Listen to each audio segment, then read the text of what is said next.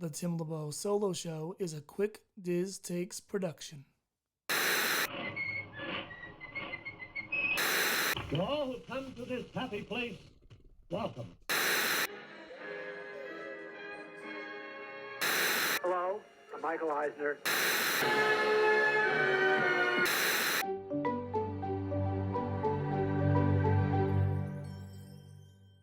Oh boy!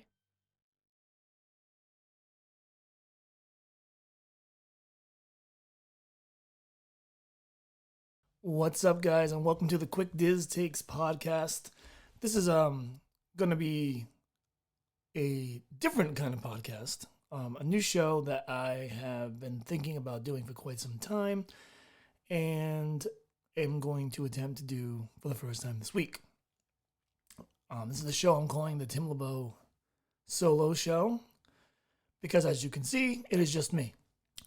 And I'm going to use this time to just discuss things that are going around, going on with Disney, and maybe even a little bit of my life as well.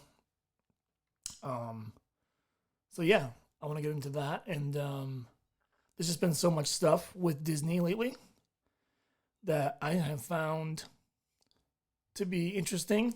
Some, not to be too negative, but some a lot, kind of unfavorable, in my opinion. And so, yeah, I want to talk about it. So obviously, with COVID, things have gotten different in the landscape of Disney. And I think because of COVID and because of some of the things they have tried to do, some they liked, some I guess they didn't. And some, I'm sure some people liked and some people didn't. But some I think they found success with and they want to use going forward after trying it out during COVID. We'll see how that goes, but just interesting some of the things they're doing. And so one of the first things, obviously, is I always joke around on the news, or not really joke around, but kind of get, we always call it Angry Tim, because I think most of you know I hate virtual queues. Virtual queues drive me crazy.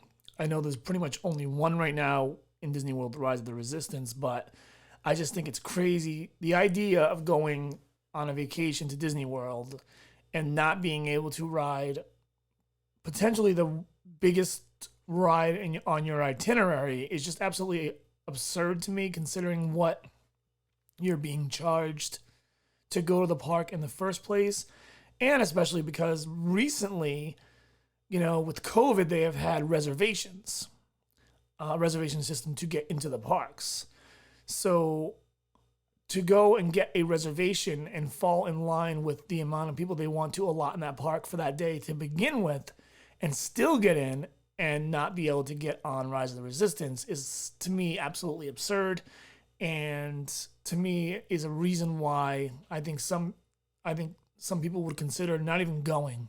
I know I've spoken to some friends who have been telling me that I may not even go to Disney, because I just think that is just so, the idea of, they're Star Wars fans, of course, the idea that I can't even get on Rise of Resistance, that I have to pay and then get into this lottery is absurd to me. And I can't, as someone who loves Disney, I can't argue that, though. It's absolutely ridiculous. Something needs to be done about that. And to ensure that, you're able to at least, here I'm booking a 7-day trip. I get a reservation for Hollywood, on this day, or they send you a message to tell you when you should get your reservation or whatever it is, just to ensure that you get on that ride somehow. I just think it's crazy. And now they're offering VIP tours that will guarantee you a spot on this ride. But once again, now we're getting into what seems to be becoming more and more the Disney model of, well, let's pay more and you'll get to ride. No, I'm paying to go to Disney to get your offerings now. That's what I've already paid for. I don't need to pay more to get your offering when I've already paid your initial fee to get your offering. That's absolutely absurd. So now e-tickets are just going to become these unreachable things unless you want to pull your wallet out of your pocket. Now, we understand that Disney is a corporation and there's corporate greed involved and all that good stuff. But to me anyway, it was one thing to purchase an expensive vacation and get down there and enjoy the magic versus now, even though corporate, the idea of it being a business is in the back of your mind, at one time it kind of goes away once you get there and enjoy, the really state of the art and top notch things that Disney has always been known for, hospitality, all that good stuff. And it wasn't in your face as much, or at all really. Minus maybe the food offerings being a little bit more expensive than they should be. But when you get there now, it's more in your face. So I've paid this $5,000 or whatever I've paid to take my family of 3 down to Disney World. I get to Disney World, and now all I see is, I want to ride Flight of Passage, and I need to fork over money to ride that ride. And what I'm speaking towards here is the pay-per-ride Fast Pass system that is going to be introduced now in Disneyland Paris, and I can only imagine it's a matter of time before it's introduced to Disney World. And they're talking to $8 to $15 per person per ride, depending on what time of the season you're in, peak season, low season, slow season. So that's a $24 bill. If I say, we'll just to make the assumption on the slow season, we'll take the low road here.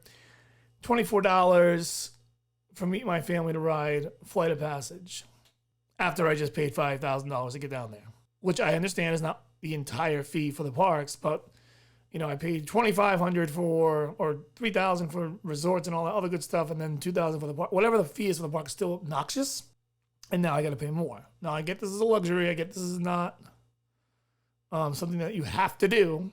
I understand that, but I'm just saying as far as the value of a Disney trip now, how much it's worth it. It's just the separations. You're gonna get the separation more and more, I think. With the food options, the one thing about that was you'd go into the park and you'd see the food options, and they've been obnoxious for a long time now. We all know that, but at least you would see families, go in the parking lot and eat, or have food there that they'd unpack and eat, at a table.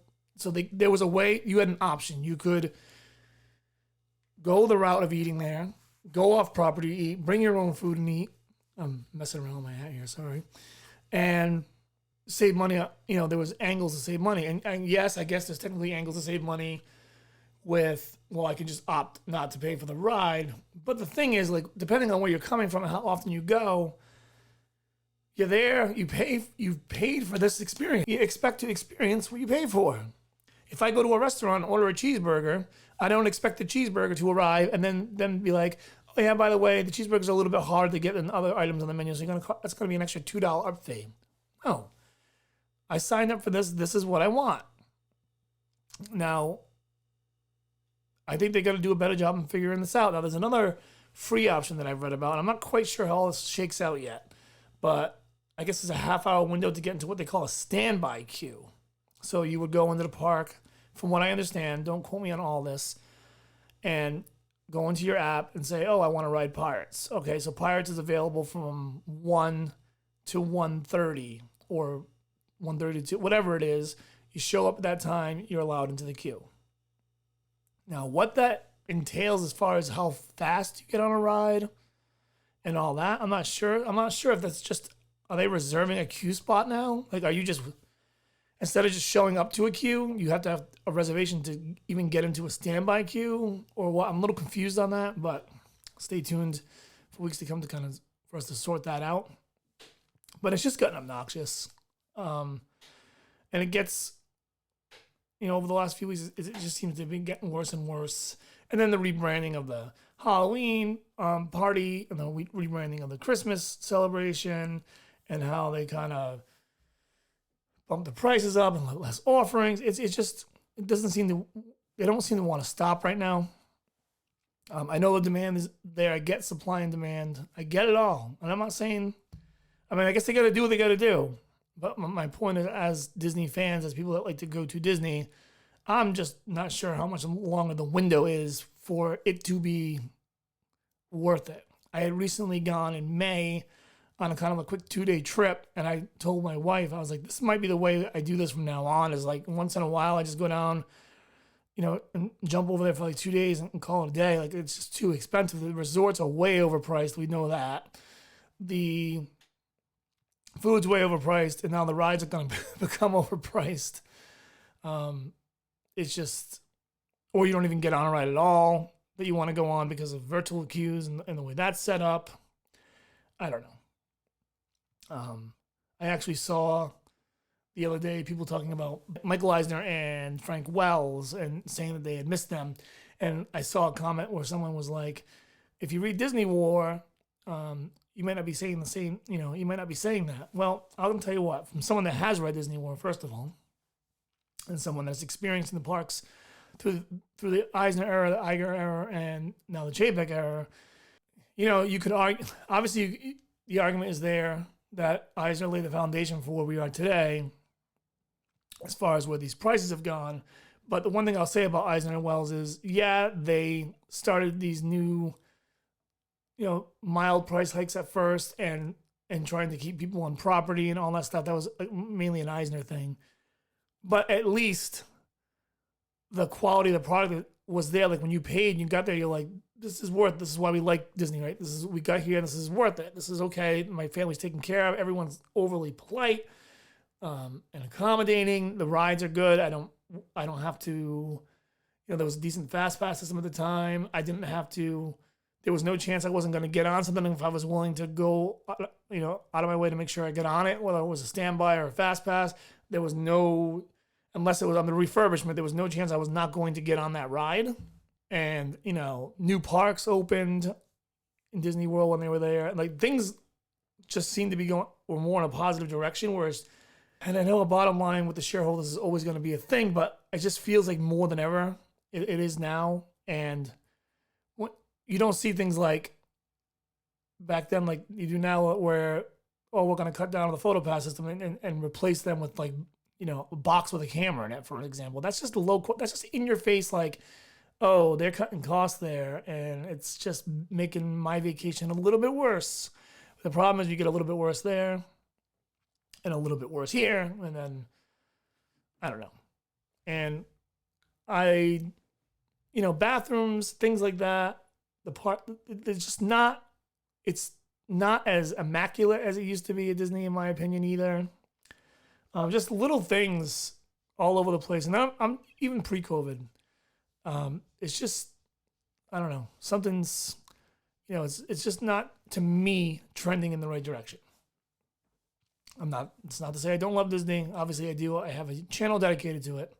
It's just something to kind of keep an eye on. It's interesting to see how these things are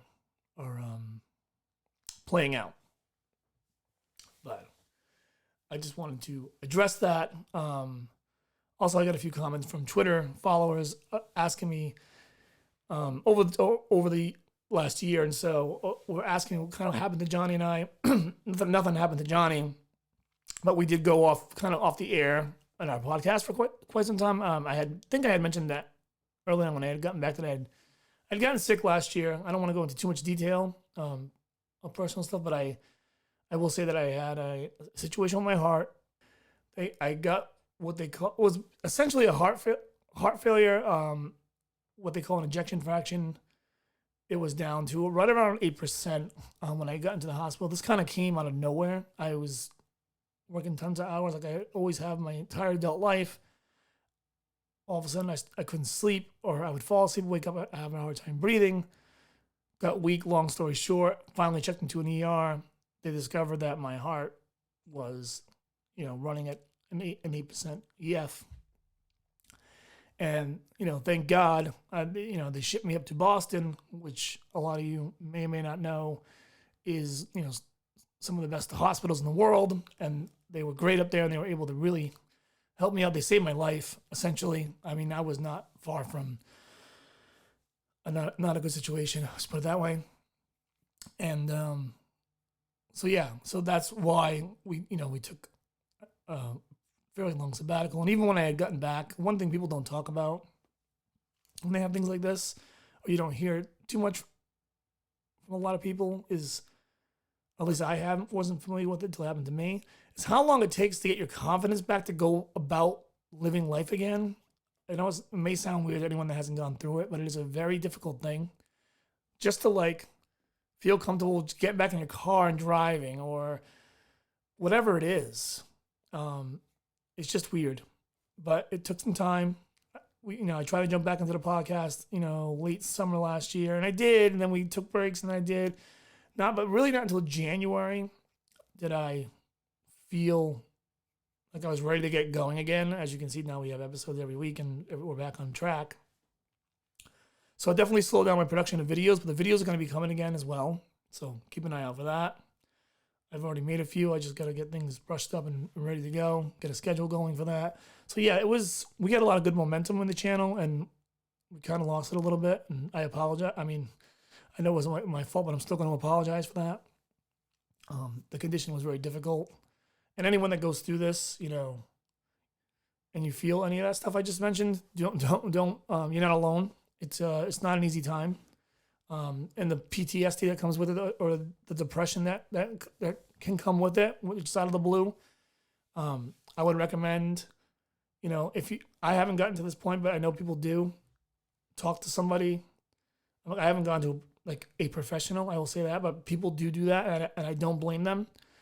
If you're going through any of this kind of stuff, always make sure that you're at least telling somebody. I'm fortunate enough to have a wife, who I tell these things to. I am not the kind of person who generally pours their guts out, but yeah, there's been some tough nights and things when you feel like, when you go through your life being a certain person and you feel like you're not quite back there yet, or maybe you won't get back there yet, it can get tough. And so, yeah, I'm not going to go any further into my situation right now. I will update you once in a while if I have anything with updating. I have some tests that are going to run in August, and I'll get a little bit more information there on my conditions, see how we're doing. But otherwise, I will say I'm feeling great for the most part. And once again, the doctors up there at the medical centers in Boston are amazing, and they did a great job with that. So anyway, so this is the first series part of the show. I'm going to keep these shows short. I don't even know if I'm going to keep a schedule per se. They will, when they are released, they will be on Thursdays. It may be maybe every Thursday. I don't know how I'm going to do it yet, but this is the first, and we'll see. But yeah, I'm going to keep them 20 minutes or less, which is, as I can see, is we are winding towards right now. So yeah, that's kind of my thoughts on the parks right now. I know not the brightest view right now, but I think a lot of you are frustrated, and rightfully so. I mean, once again, I understand that Disney is not something that we need to have, but it is frustrating when they're just kind of nickel and diming you on certain things that is to the point where it's just getting ridiculous, and it's always staring you in the face. So you're on vacation and it's staring you in the face. It's just not a vacation anymore, I guess is what I'm trying to say. And that's no good. And, we'll see how it goes. Hopefully they pump the brakes on this stuff, but I don't know. Even with the reservation system, it's a little tricky now, especially for pass holders. And it makes you wonder where pass holders are going to end up, because now everyone's going to make reservations. So if I'm coming from New England and I got to go down there, I got to get my whole week ahead scheduled properly. And I've never been that kind of person. I'm always kind of like the fun of Disney was to have my park hopper and kind of wing it. But I didn't even like making ADRs because I didn't like I have to be in a specific park at a specific time just to eat. I'd have an advanced dining reservation at Epcot, and then I'd be just having too much fun at Magic Kingdom with my daughter or whatever, and then all of a sudden I gotta leave to go to Epcot for my dinner, and it'd always be like, a lot of times I end up canceling, taking the fee, or just not being happy and having to go do it. So yeah, for me, I'm not a person that cares to schedule. I know there's a lot of people like to wing it, so that kind of is a bummer for that too. But anyway, that's all I got for this week. Obviously, any questions about the parks or any questions about anything I talked about, my personal life, feel free to ask, comment, or hit me on my Twitter, which seems to be the way of communication. A lot of you guys like to take, I get more DMs than anything else, but whatever you want to do. The top of the show, you'll see all my handles if you don't know what they are. And I will talk to you guys real soon.